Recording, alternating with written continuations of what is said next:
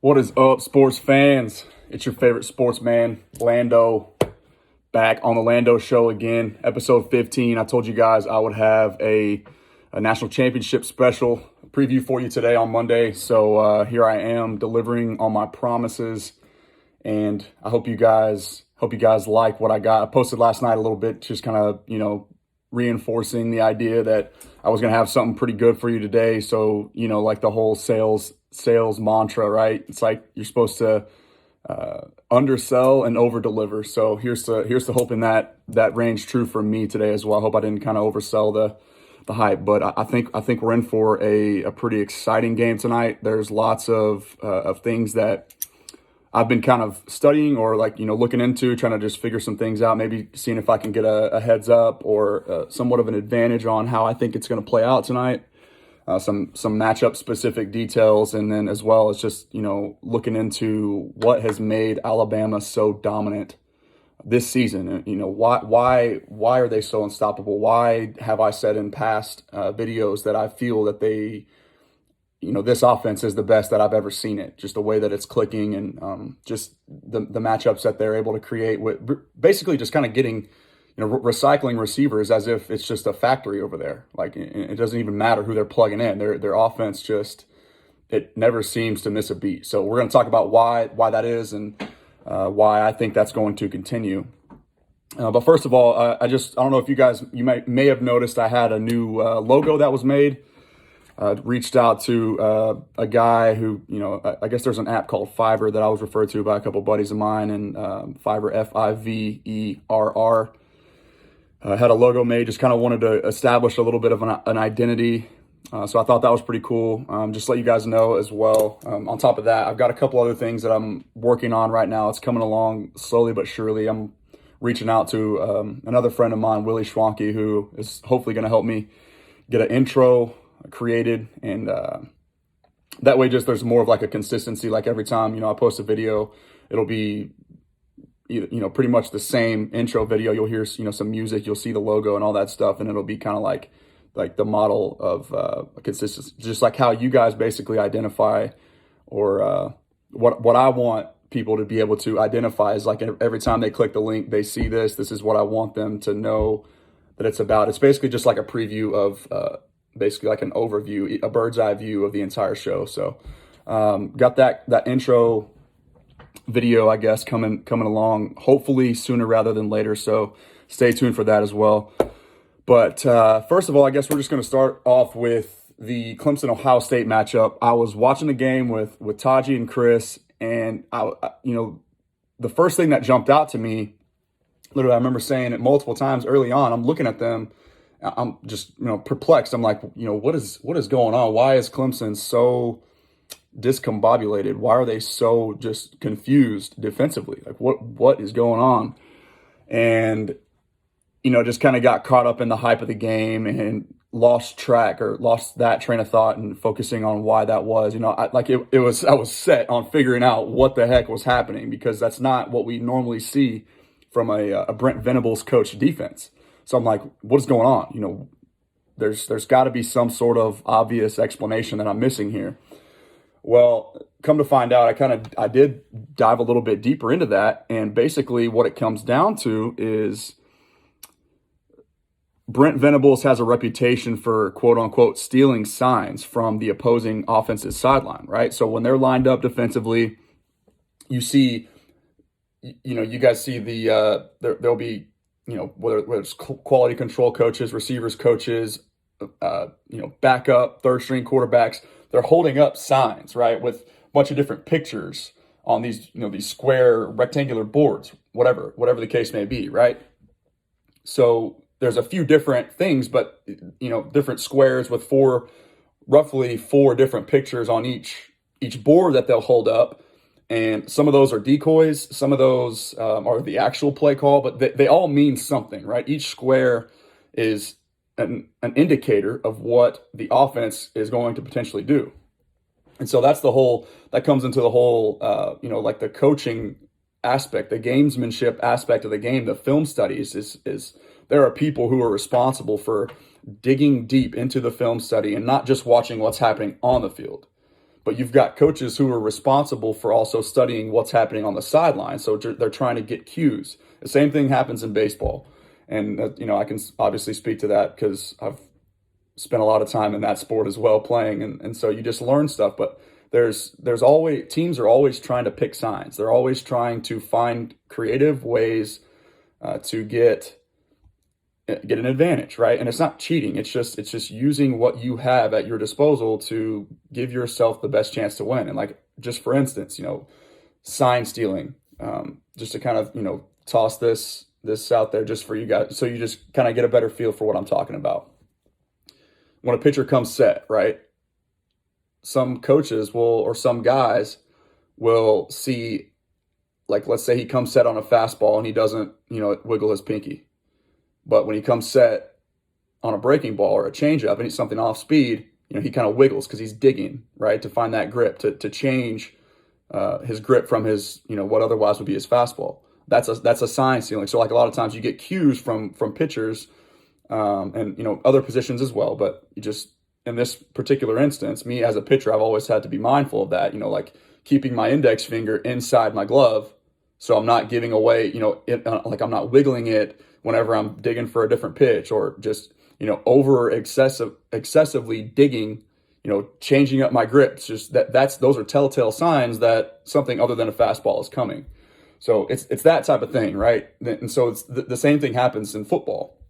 Well, to kind of bring all that back in, Brent Venables, what he did, or what he was kind of notorious for defensively, was figuring out what those, play calls that were being relayed in from the opposing offensive sideline to the quarterback, what those meant. And so he would kind of get a leg up, right? The defense would be watching Brent and the defensive coordinator, the safeties coach, the linebackers coach, whatever, all their defensive staff, they're getting these cues, and then boom, they relay the play in, they get set right before the ball snapped, like while the offense is still figuring out what they're lining up for. Boom, they know, they have a pretty good idea based on film study what's coming. So here's why they looked so confused defensively and why Ohio State ultimately won that game.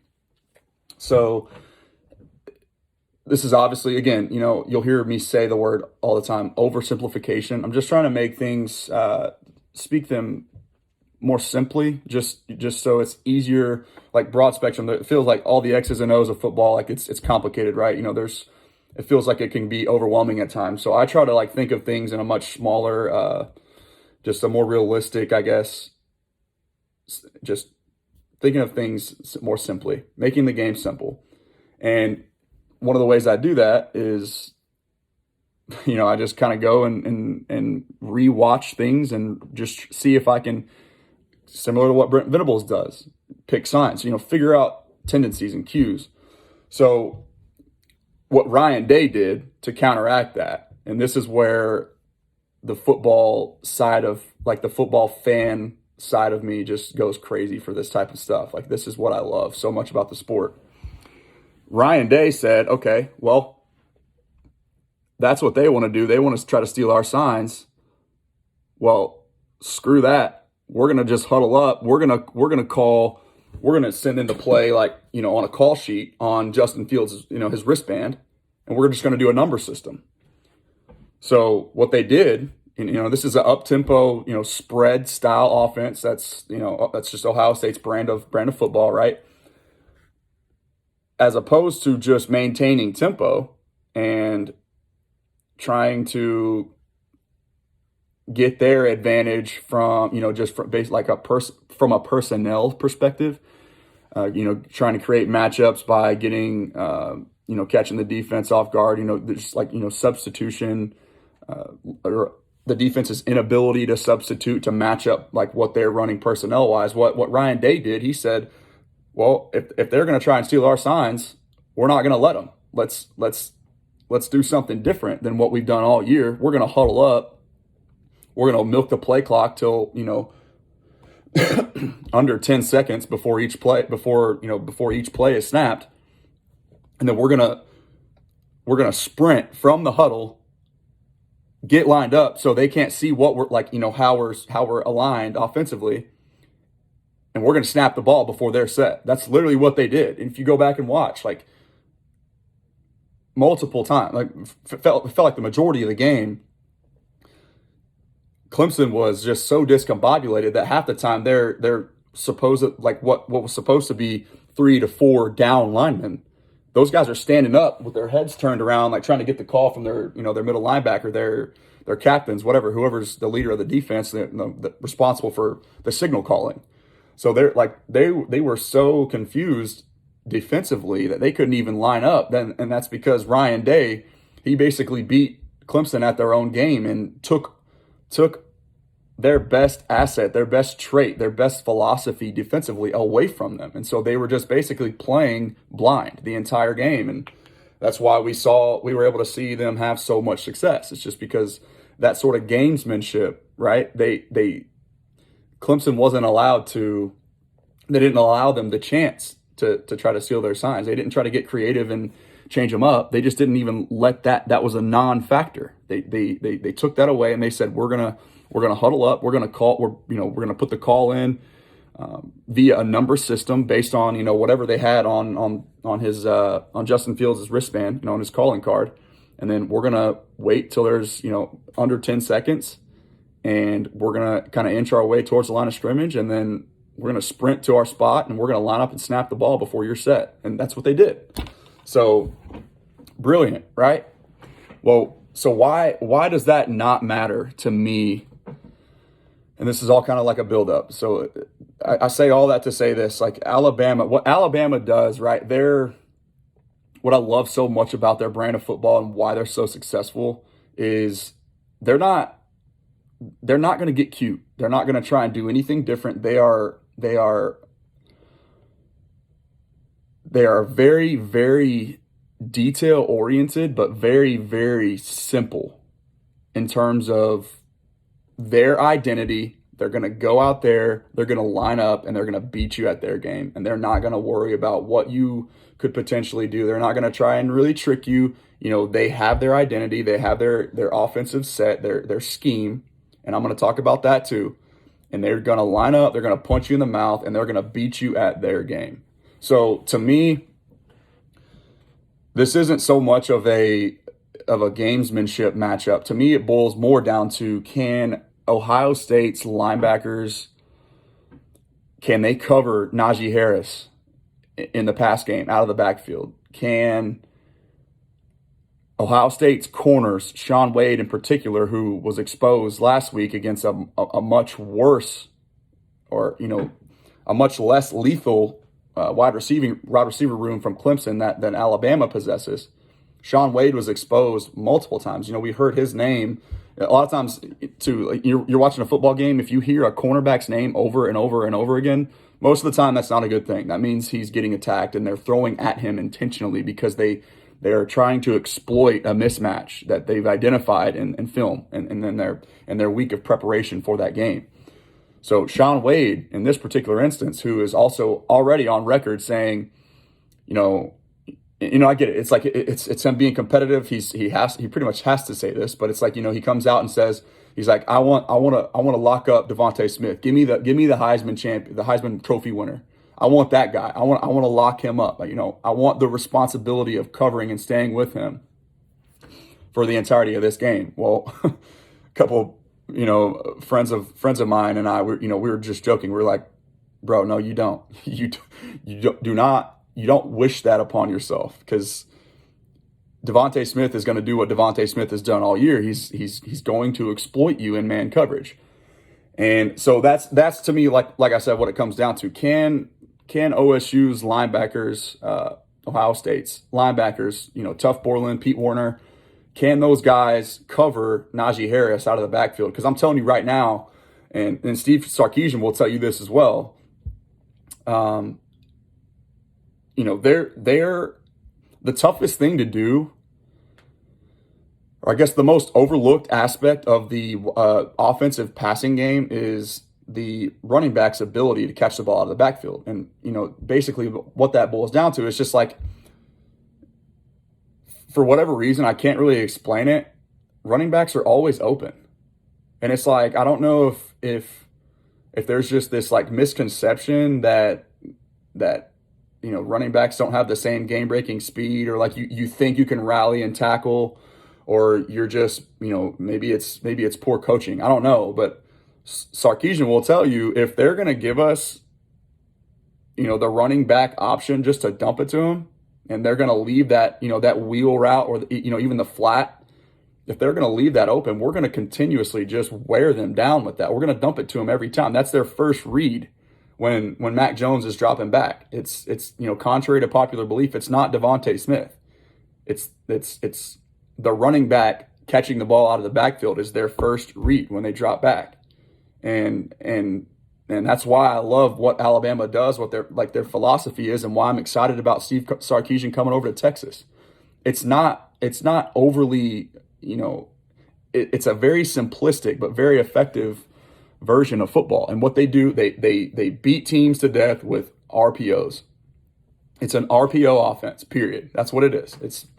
It all boils down to that one philosophy. And now there's obviously, layers and levels to an RPO offense. And, for those of you who don't know, that's like the new coach speak word that's thrown out there all the time. It's like, RPOs.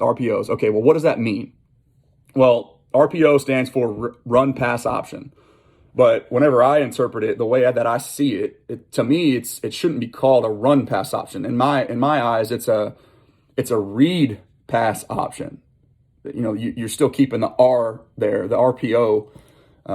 It's there first. But to me, the first option of an RPO is not a run. The quarterback is reading first and foremost. He's reading the safety.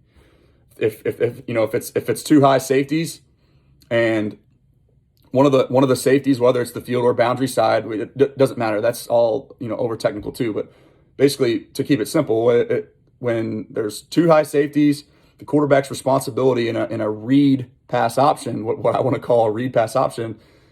Basically, if the safety marches down towards the box to help in the run, well, they're gonna dump it right behind him.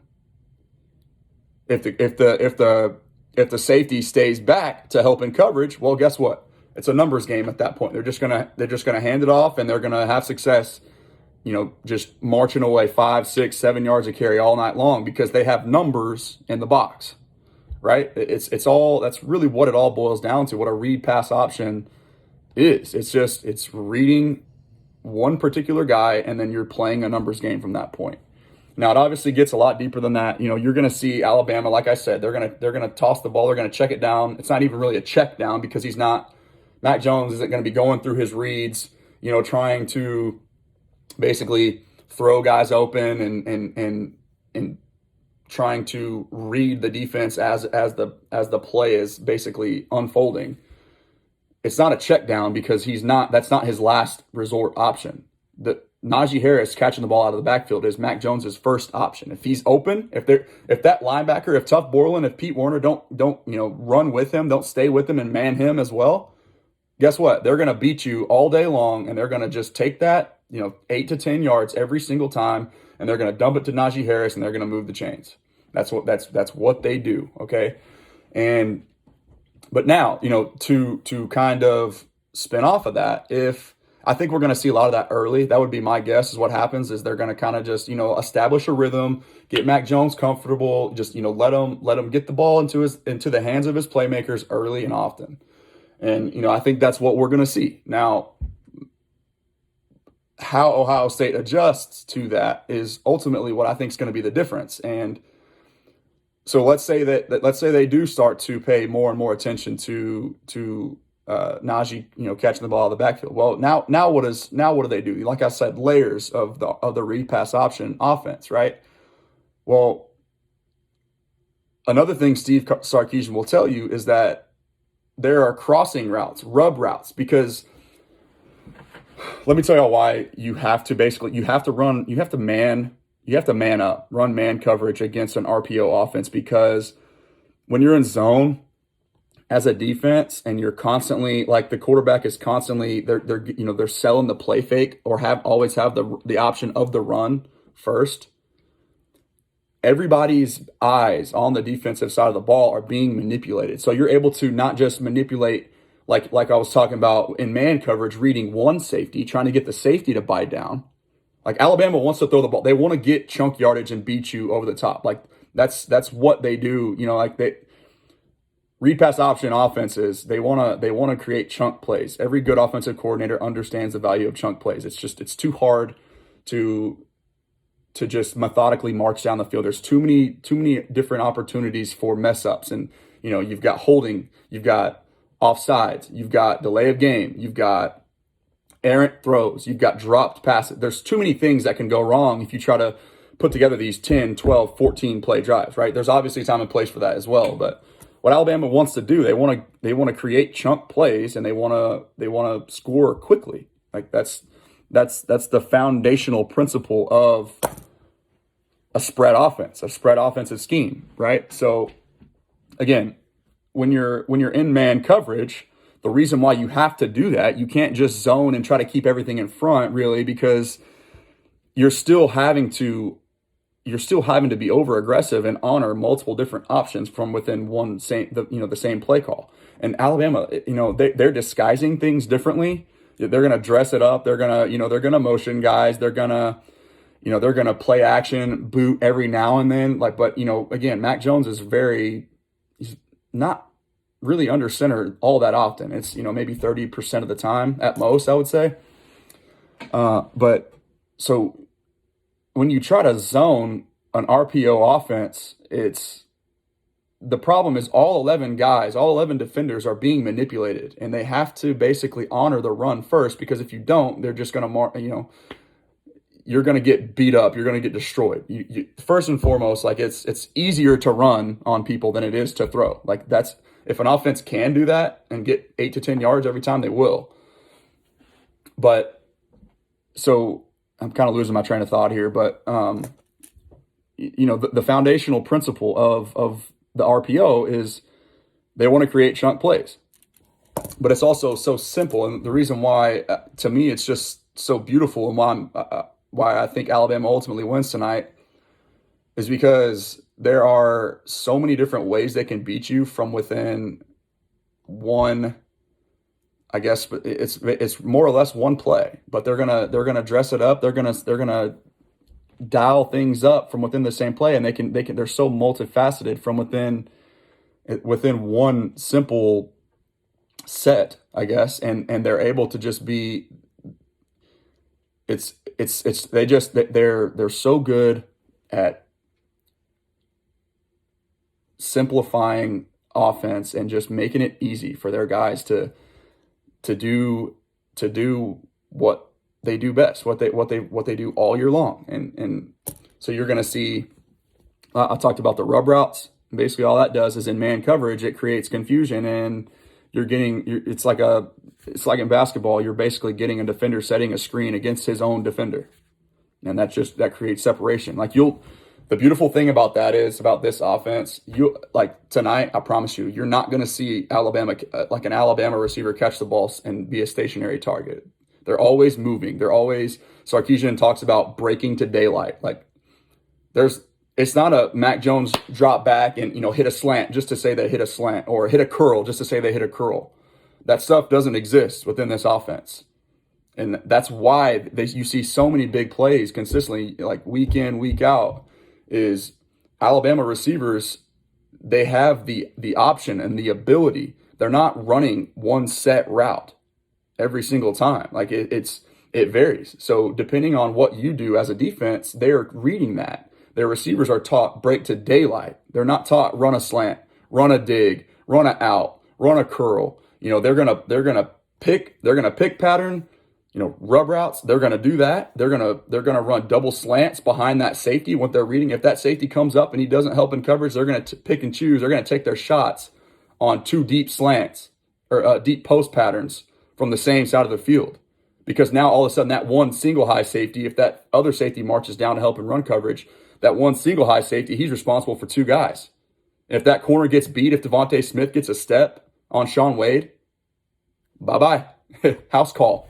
That's Mac Jones is reading that, and it simplifies it. So again, it's a numbers game, right? They're keying in on most of the time one particular player. Now, can those guys hold up in coverage? I don't think so. And the reason why I don't think that is because if Jalen Waddle plays, that's the thing. It's like nobody knows. Alabama's got this dude, right? He won the Heisman Trophy. He's, 20 touchdowns, however many, 1,600 yards. I don't remember the exact number, but, a record-setting year, Blitnikoff Award winner, the best receiver in the country. Well, guess what? In my opinion, there's another one of those guys that's even better. I think Jalen Waddle is a better player, a better pro than Devontae Smith. And yeah, that might sound crazy. You guys are probably going to say, you're stupid for saying that, hot take guy, whatever. No, that's not a hot take. That's what I firmly believe. Like I just have this, personal affinity, I guess, for gadget style receivers. But Jalen Waddle, he is a gadget guy because he's so versatile. Like he's smaller. He's a little shorter. He's 5'8". He's 200 pounds. So he's short, but with the ball in his hands, he's so tough to bring down just because his lateral agility in conjunction with his like contact balance. Like we hear that term thrown out there for Alvin Kamara a lot. Like that's kind of like who he is with the ball in his hands. He's so tough to bring down because of like his contact balance. Like after the catch, he's equally as deadly. Now, that's all without saying that I think Jalen Waddle, I kind of hope he doesn't play tonight just because, like, I don't know if he's playing or not. He's got I think it was a broken foot, if I'm not mistaken there. But I kind of hope he doesn't play if there's any question about it. Obviously he's going to want to go out there and compete and help his team win a national championship. But I think when he runs at the combine, if he's healthy, he's going to run a 4.2, and he's going to be the first receiver taken off the board. I firmly believe that. If he's healthy, if he tests at the combine, he's going to run a 4.2, and he's going to be the first receiver taken off the board. And, we'll see if that's true or not. That's what I think. I hope I'm right. I think I am right. But, we see it again last year. Henry Ruggs wasn't the most productive receiver at Alabama, but he was taken first off the board because of the whole Al Davis mantra, right? The Davises in Oklahoma, in Oakland, that's now, golly, I got to stop doing this. I'm going to put my hand under the table. Here we go. My own personal timeout. Henry Ruggs ran a 4.27 or whatever it was, and speed talks. That's just the way it is. So, but yeah, Jalen Waddle. That's what people are kind of forgetting. He's like the forgotten name just because of all the hype that Mac Jones and Najee Harris and Devontae Smith all being top, basically Heisman finalists. And, rightfully so, right? And those guys deserve to be talked about. But Jalen Waddle, to me, is a more complete receiver all around than even Devontae Smith is. And that's just insane to even think about. That's the possibility of that being true. But I do truly, firmly believe that it is. So, to me, this game really boils down to, like I talked about, can Ohio State, Shaun Wade in particular. Now, again, whether or not Jalen Waddle plays, I don't know. But Shaun Wade on Devontae Smith, watch that matchup. I know who's going to win that one. That's not a secret to anybody. Can Ohio State hold up long enough in coverage, inside leverage, taking away those break, there it goes again, break to daylight routes. Take those away, and can they create pressure and get in Mac Jones's face quick enough before all these quick hitting read pass option, whether they're running the ball or trying to exploit the matchup with the corner and reading off the safety. Can they generate pressure quick enough to alter some of those throws and to kind of keep them from creating those big splash chunk plays? So that's ultimately the difference. And now again, another thing too is like Ohio State's their interior offensive line. And I got their names written down here just so I didn't forget. But Harry Miller, their left guard, Josh Myers, their center, and Wyatt Davis, their right guard, who all have 3 or more years of experience. Can those guys dominate Alabama up front and generate the push to allow Trey Sermon to have similar, if not more, or, equal, basically be anywhere close to the effectiveness that he had against Clemson? Can they do that? Can they get that push to allow Trey Sermon to, average 5 to 7 yards a carry again? If they can, which by the way, their right guard, actually, I was doing a little bit of digging on him, and I remembered his name because I wanted to say I thought I saw him pop up in like a lot of first-round mocks last year. I was like, why does this name sound familiar? And at first I was like, oh, I'm probably just getting him confused with Wyatt Teller, the right guard for Cleveland. But it turns out, so he was draft eligible last year, Wyatt Davis, the right guard for Ohio State. And a lot of people thought that he was pretty much going to be a first-round pick, like just kind of pencil him in, and depending on how high he goes, that's always up for debate. But a lot of people penciled him in to be pretty much a consensus first-round pick after he was an All-American. And so those three guys are going to be key. Can they create that push up front? And Bama's obviously got a couple highly touted guys on their side of the on that side of the field for them as well, the defensive side of the field. And Christian Barmore, who I think right now, based on Todd McShay's board and what I've heard from Jeff Kavanaugh and Brian Broaddus and those guys, who he's going to go probably early day 2 as a defensive tackle. They've got Dylan Moses, who's, if not a late first round pick, definitely a early second round pick at linebacker. And then Patrick Surtain, who a lot of people think is either the first or second best cover corner in this class. So it's Alabama to me this year it's like Ohio State they don't have those guys that they normally do on the outside that you can kind of basically just put on an island with whoever's Bama's best receiver and just feel good about it. Like, they don't have the Jeffrey Okudas, they don't have the Denzel Wards, they don't have those guys this year, those highly touted corners who are draft eligible. They still, they've got some young up and comers who a lot of people are projecting for next year's class and whatnot. But again, it's like it's a maturity thing, and it's an experience thing. It all comes down to, ultimately, to me, can Ohio State hold up in man coverage, and can those linebackers, as well as Sean Wade on the outside? I don't see it. So I like Alabama in this one. I like them to win pretty convincingly, actually, just because of, again, I've kind of just stuck by what my eyes tell me, what I see. And then, after doing some digging, a little bit more on Steve Sarkisian's philosophy and what he believes in and what works, it's just like, I don't know how you slow them down. They can beat you in so many different ways. I don't know. So I wanted to bring that to light. I hope that was informative for y'all. I think that, there are things that I'm learning now every single day that really simplify the game of football. And to me, it's, it is kind of a numbers thing. And now, while, again, I say the term oversimplification, I'm not trying to do that, but I want to make things, I want to be able to think about them in a way that I can just kind of, to me, it resonates well when I just think about numbers, right? You hear the term all the time, like, how many guys in the box? Why are we trying to run the ball into a stacked box? Why are we trying to throw the ball, in, like a, I don't know, whatever. I'm getting lost in the point there, but it's like, to me, if you can simplify things, and that's what Steve Sarkisian has done and has had success with multiple different teams, calling plays offensively in recent history, right? I'm talking about his post-USC debacle. We all know what happened there. I talked about that in the past as well, his history. But Steve Sarkisian offenses are consistent, and they're always efficient, and there's a reason why. And so I hope I laid that out for you well enough today. So just be watching for those rub routes, those shallow crossers. That's how Alabama gets guys in space. Be watching for those like the running back, the wheel routes out of the backfield and Najee Harris. Be watching for those basically.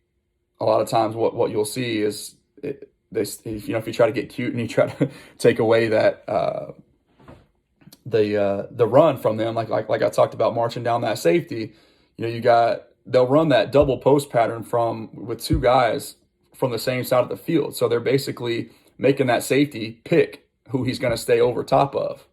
And that's hard to do. But what they also do is then from the opposite side of the field, the Z receiver, he'll come just like on like a 20-yard in route, a dig or whatever, And he's, again, breaking to daylight, just going right behind the safety, but running the opposite direction as the other guy who's responsible for now 2 receivers on his own.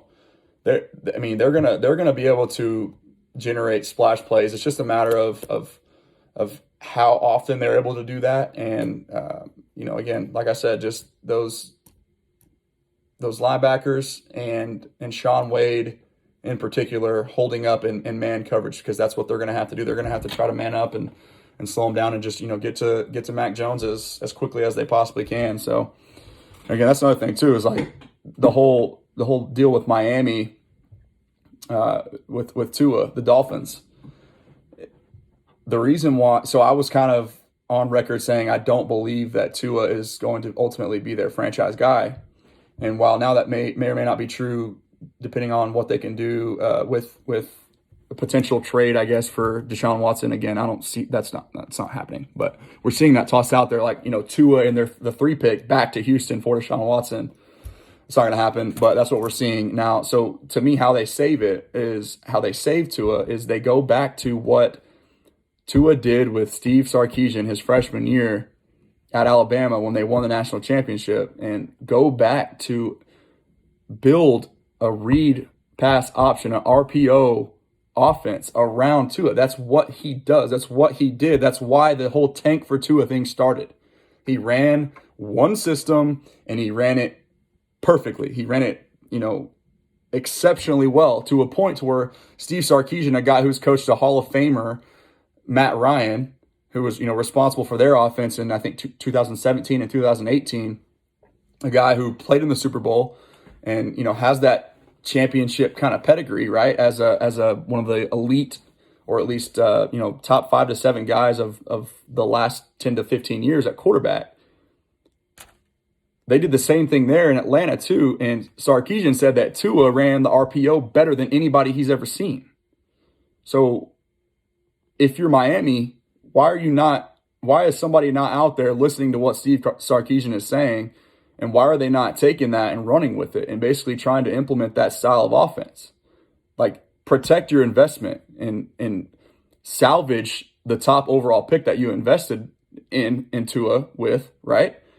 And give him a weapon. Like, don't take another quarterback at 3, which I think is possible. I think, you have to consider that. But if you're Miami and you want to maximize what you have at your disposal right now, which is a top 3 overall pick, go get to a playmaker. Like, a lot of people have that marriage right now with, them basically penciling in Devontae Smith to kind of, bring the familiarity there back. Give Tua an extra receiver, which I do think they definitely have to address, and get another pass catching option there to go along with Devontae Parker and Mike Gesicki and whoever else. But go get Tua somebody else out there who can create mismatches as a route runner and who can basically beat you in a variety of ways as a pass catcher and run the RPO. Let Tua do what he did in college. Don't try to change him up, right?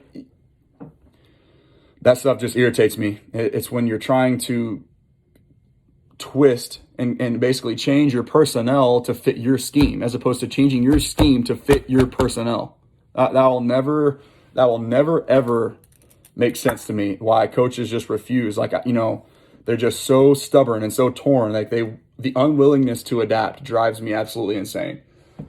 But again, another tangent there on Tua, which I didn't anticipate going on either. But I hope this stuff was good for y'all. I hope you enjoyed some of the X's and O's. Like, again, I love talking about this stuff. If y'all want to hear more about that, please let me know. I'll be happy to incorporate that a little bit more. I just, I want it to make sense to people. I want people to resonate well with what I'm saying, and I want them to kind of be able to see what's happening on TV and understand it, because maybe some